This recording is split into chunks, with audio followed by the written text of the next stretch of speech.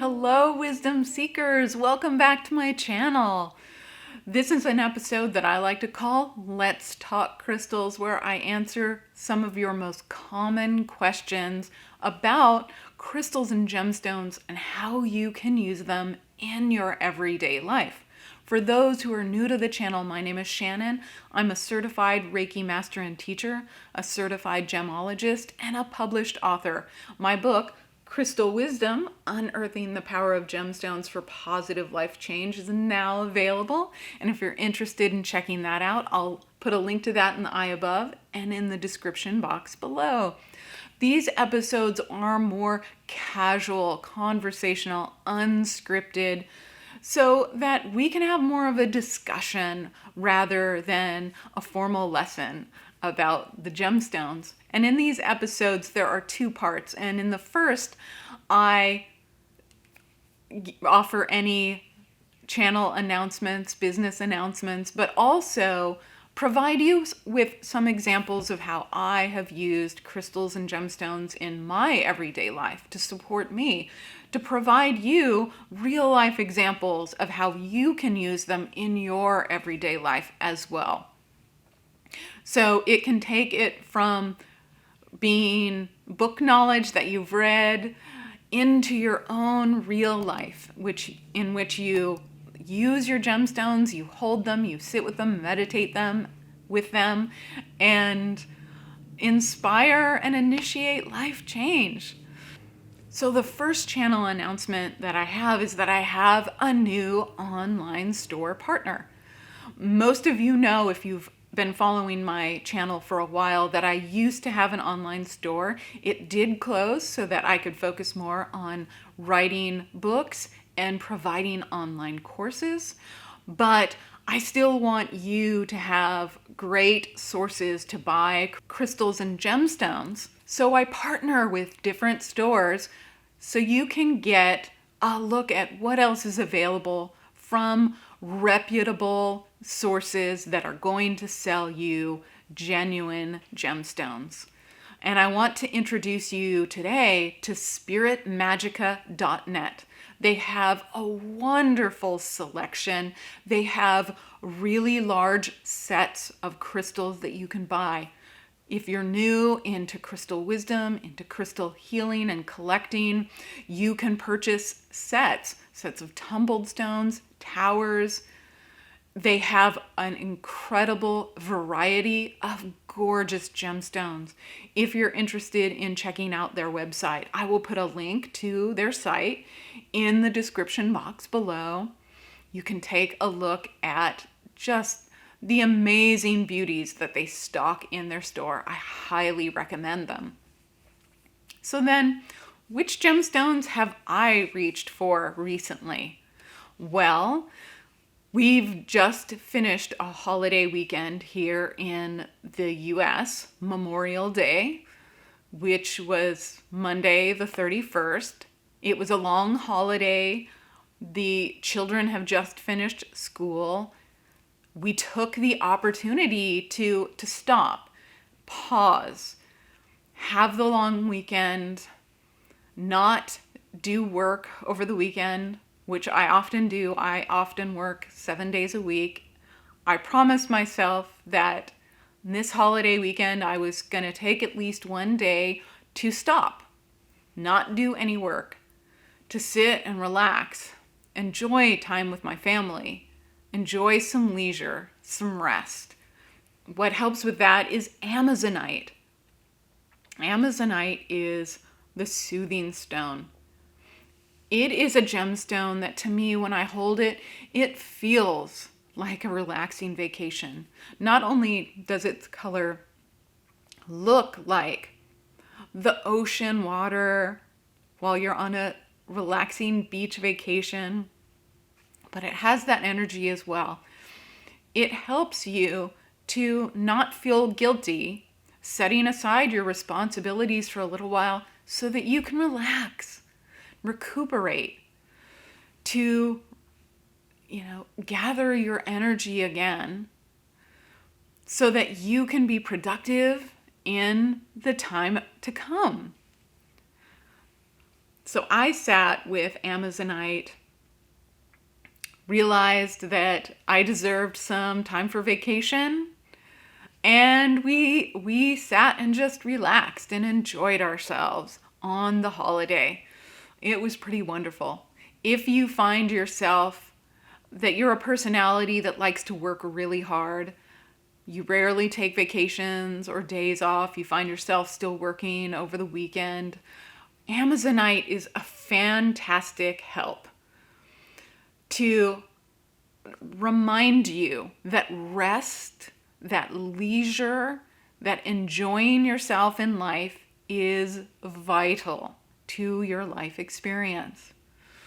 So that is my gemstone recommendation for the week. But the crystal question that I want to talk about in this episode today is, what is the overlying theme of the Jasper family? There are so many varieties of jasper. Every color you can imagine, single colored, multicolored. Their individual qualities span all of the different chakra domains. It is an incredibly vast family. But all Jaspers have one thing in common. They are incredibly nurturing stones. These are gemstones that feel like sitting with your best friend when you're having a bad day, wrapping yourself in a warm, cozy blanket on a stormy day. These are gemstones that give you some support and nurturing when you're feeling low. No matter what color, no matter what type, any jasper that you pick up will have its own unique supportive properties, but it will also have that base property of nurturing, because these are gemstones that really touch down into the heart of Mother Earth, of Mother Nature, that mother that wants to take care of us, to hold us when we're feeling hurt and wounded or low, and to take away our pain to help us feel better. What types of jasper are there? So many. We have red jasper, poppy jasper, ocean jasper, or also called orbicular jasper, picture jasper, abrasiated jasper. This is a little Buddha too. Norina jasper, green jasper, leopard skin jasper. We also I have a big piece of imperial jasper here.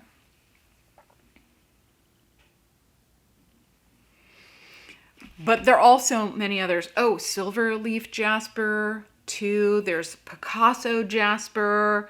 So many. There's many more. There's more than that. It's an enormous family. But there are also a few gemstones that are called jasper that aren't really jasper in nature.